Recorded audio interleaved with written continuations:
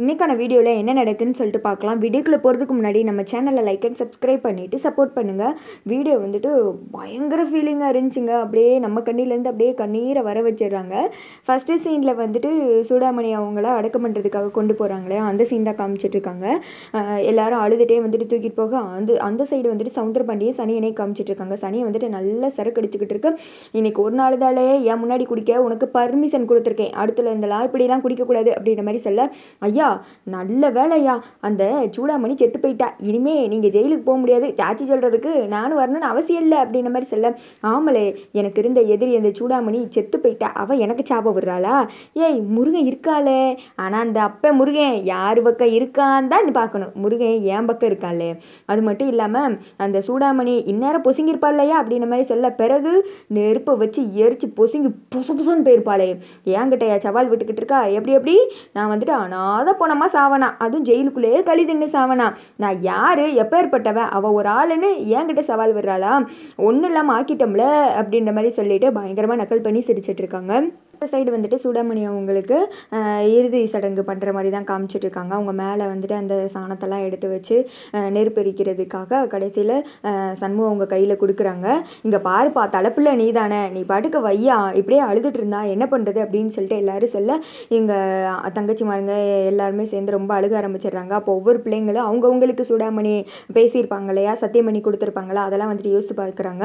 உன்னோட கனவு எது, நீ பாட்டுக்கு முன்னேறியா, நான் சண்முகத்திட்ட பேசுகிறேன் அப்படின்ற மாதிரி வீராக்கிட்ட கனிக்கிட்ட வந்துட்டு நீ பாடு நான் இருக்கேன் அப்படின்ற மாதிரி சொல்லுவாங்களே, அதெல்லாம் யோசித்து பார்த்துட்டு ஒவ்வொருத்தங்களும் வந்துட்டு ஃபீல் பண்ணி ரொம்ப அழுகுறாங்க. அதுக்கடுத்து சண்முகம் வந்துட்டு கொல்லி வைக்கிறாங்க. அவங்க அப்பா வந்துட்டு அந்த சைடு விழுந்து அழுக முத்துப்பாண்டியும் உடன்குடியும் வந்துட்டு பிடிச்சிக்கிறாங்க. எங்கிட்ட வந்துட்டு சண்முகம் நீ தான் எங்கள் வீட்டுக்கு குலதெய்வமே, நீ தெய்வமாக இருந்து எங்கள் கூடயே இரு ஆத்தா அப்படின்ற மாதிரி வேண்டிக்கிட்டே வந்துட்டு ரொம்ப ஃபீல் பண்ணி அழுகுறாங்க. அம்மா அப்படின்னு சொல்லிட்டு கத்தி அழுக, பாக்கியம் வந்துட்டு அழாதீங்கடா அப்படின்னு சொல்லிட்டு எல்லாரையும் வந்துட்டு தேத்தி விட்டுட்டு இருக்காங்க. அடுத்த சைடு சவுந்தரபாண்டியை காமிச்சிட்டு இருக்காங்க.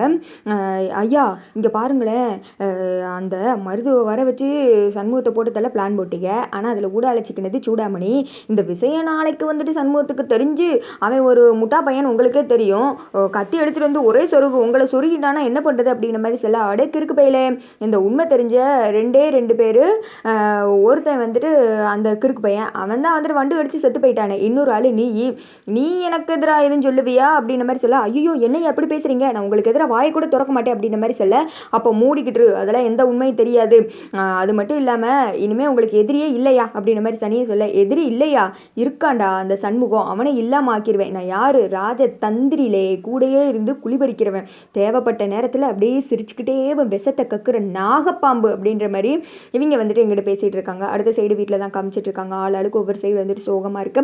அந்த இடத்துக்கு வந்துட்டு பாக்கியம் வர்றாங்க. ஏழை சாப்பாட்டுக்கெல்லாம் சொல்லிட்டியா முத்துப்பாண்டி அப்படின்ற மாதிரி சொல்ல, எல்லாத்தையும் சொல்லியாச்சு, எதுக்கும் ஒரு தடவை கால் பண்ணி கேளு சிவபாலன்ட்டு அப்படின்ற மாதிரி சொன்னதும் முத்துப்பாண்டி வந்துட்டு கால் பண்ணுறாங்க. இங்கிட்டு வந்துட்டு பரணி வராங்க. அம்மா கிச்சன்லாம் தொடச்சி நீட்டாக்கிட்டேன், டீ கூட போடக்கூடாதாம்மா அப்படின்ற மாதிரி சொல்ல, அதெல்லாம் போடக்கூடாது, எல்லாமே சம்மந்தக்காரங்க வீட்டிலேருந்து தான் செய்யணும், அடுப்பை பற்ற வைக்கக்கூடாதுன்றேன் அப்படின்ற மாதிரி சொல்ல, அவங்களும் சாப்பாடு எல்லாம் கொண்டு வந்துடுறாங்க.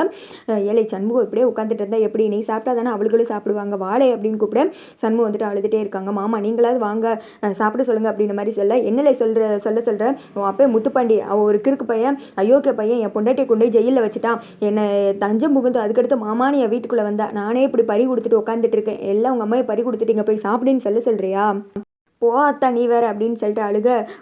அதுக்கடுத்து இந்த பக்கம் சண்முகம் சொல்கிறாங்க, ஏன் அப்பா உன் மேலே பழியை போட்டுக்கிற, என் மேலே தான் தப்பு, என்ன காப்பாற்றினது அவள் உசுரை விட்டா, நாளைக்கு என் பிள்ளை வந்துட்டு கேள்வி கேட்குமே, ஏன் இவளுக்கு பிறக்க போகிற பிள்ளைங்க கூட என்னை கேள்வி கேட்கும், எங்கள் பாட்டியை நீ தானே வந்துட்டு கொல்ல விட்டுட்ட சாக விட்டுட்டேன்னு கேட்பாங்களா, நான் என்ன சொல்கிறது அப்படின்னு சொல்ல, ஏன் இப்படிலாம் பேசுகிற அப்படின்ற மாதிரி சொல்ல, இல்லை என் மனசில் இருக்க ஆதங்கம் என்னை வந்துட்டு குத்தி கொல்லுது, என் அம்மைக்கு வந்துட்டு நான் சாகுறதுக்கு நான் தான் காரணம், ஆறு சொல்லணும் எனக்கு தெரியும் நான் தான் காரணம் அப்படின்னு சொல்லிட்டு புலம்பிட்டு இருக்க மாதிரி காமிக்கிறாங்க. அதோட பார்த்தீங்கன்னா வீடியோ வந்து முடிஞ்சிருந்து.